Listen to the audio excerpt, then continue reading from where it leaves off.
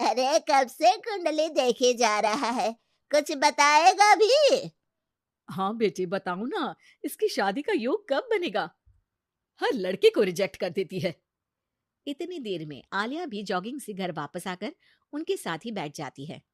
अरे आशीष भाई, आप, मुझे सुबह से ही लग रहा था कि कुछ अपशगुन होने वाला है। देखिए, आप आ गए। मुझे तो उस लड़के के लिए अभी से बुरा लग रहा है, जिसे तेरे लिए कुर्बान होना पड़ेगा। बेचारा। वैसे आप इतने बड़े ज्योतिषी बन गए, लेकिन अभी तक कुंवारे हो। क्या बात है? ग्रह योग नहीं बना रहे या कुछ और बात है?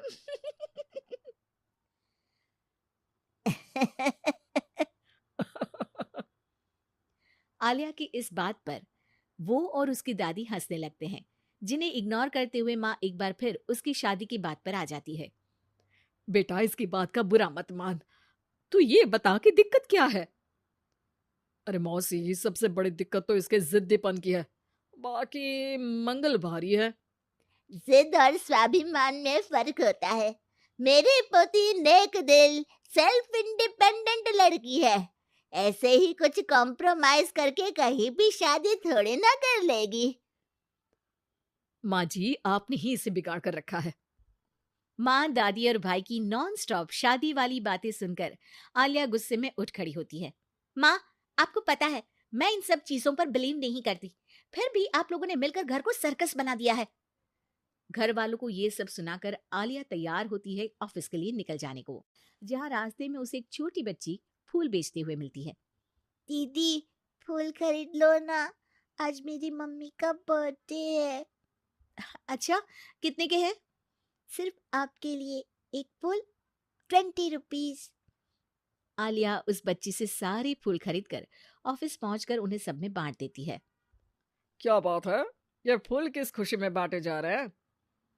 फूल मिलने से सबके चेहरे पर जो खुशी आई है ना, उसी की समझ लो। चलो काम करते हैं। ऐसे ही आलिया अपने आसपास के लोगों में खुशियां बांटते हुए डेली लाइफ बहुत खुशी से जी रही होती है। दिन बीतते रहते हैं। एक शाम आलिया और उसकी दोस्त आइसक्रीम खरीदने जाती हैं। भैया, 2 चॉकलेट आइसक्रीम देना। तुम्हारा चॉकलेट आइसक्रीम से प्यार मुझे आज तक समझ नहीं आया। आइसक्रीम लेकर आलिया की दोस्त तो वहां से चली जाती है, लेकिन जैसे ही आलिया जाने लगती है, तभी एक जरूरतमंद बच्चा उसके पास आता है। दीदी, आइसक्रीम खिला दो। आलिया बिना कुछ सोचे अपनी आइसक्रीम उसे दे देती है। ये सब देख वहीं खड़ा देव आलिया के पास आता है। आप उसे पैसे भी तो दे सकती थी। हाँ, दे सकती थी, पर पैसे तो आगे उससे कोई दूसरा भी छीन सकता था। लेकिन इस आइसक्रीम को खाकर उसे जो खुशी मिलेगी ना, वो कोई नहीं छीन पाएगा। वाह, डीप थॉट। आज से मैं भी ऐसे सोचना शुरू करूंगा। वैसे मेरा नाम देव है।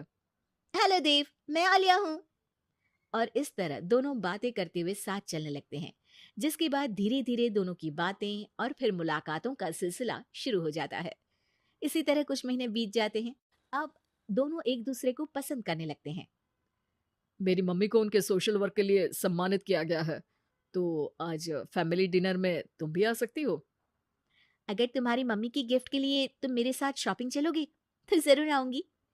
दोनों शॉपिंग पर जाते हैं और रात को आलिया देव की मम्मी के लिए सुंदर लाल साड़ी लेकर डिनर पर पहुंचती है, जहां गिफ्ट देने और थोड़ी बात करने के बाद सब डिनर करने बैठते हैं। आंटी, आपको साड़ी कैसी लगी? अ, ठीक है।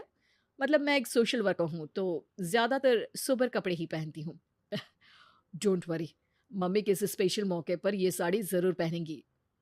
इसी तरह बातें आगे बढ़ती हैं और डिनर खत्म होने पर आलिया घर वापस आती है, जिसके बाद से ही वो देव के साथ बात करना बंद कर देती है। ऐसे ही कुछ दिन बीत जाते हैं, जिसमें देव बहुत बार उसे कॉल और मैसेजेस करता है, लेकिन आलिया किसी का जवाब नहीं देती। क्या हुआ? सब कुछ तो अच्छा चल रहा था, फिर तुमने देव से बात करनी क्यों बंद कर दी? उसकी मम्मी को घर में बहू नहीं, नौकरानी का रिप्लेसमेंट चाहिए, जो मैं नहीं बन सकती। अरे इतनी जिद भी अच्छी नहीं। लड़कियों को थोड़ा कॉम्प्रोमाइज तो करना ही पड़ता है। तुम्हारे लिए देव से ज्यादा सूटेबल लड़का तुम्हें नहीं मिल सकता। माँ उसे ये सब बोल ही रही होती है कि उसके फोन पर मैसेज आता है, जिसे पढ़कर वो तुरंत घर से निकलकर हॉस्पिटल पहुंचती है, जहां देव अकेला परेशान खड़ा होता है। पर आलिया उसके पास न जाकर एक कमरे में जाती है और कुछ देर बाद बाहर निकलकर घर वापस आ जाती है। इसके कुछ दिनों बाद देव और उसकी मम्मी आलिया के घर आते हैं।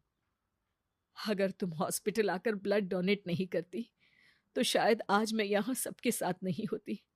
तुमने मेरी आंखें खोल दी। मैं आज तक हर काम करते हुए यही सोचती थी कि सोसाइटी क्या सोचेगी, लेकिन तुमने मुझे समझाया जो नेक होते हैं उन्हें किसी दिखावे की जरूरत नहीं, उनका काम ही सब कुछ है। आंटी, अगर देव ग्रुप चैट में ब्लड नीडेड का मैसेज नहीं डालता तो मुझे पता भी नहीं चलता। वो तो ठीक है, तुमने साड़ी नोटिस की, स्पेशल मौका। आलिया, मैं खाना बना लूंगा, घूमने जाने पर सारा सामान उठा लूंगा। प्लीज शादी के लिए हाँ बोल दो। अगर खाना दोनों मिलकर बनाए और घूमते हुए जब जो थके दूसरा उसे लाइफ लॉन्ग संभालने का वादा करे तो डील पक्की।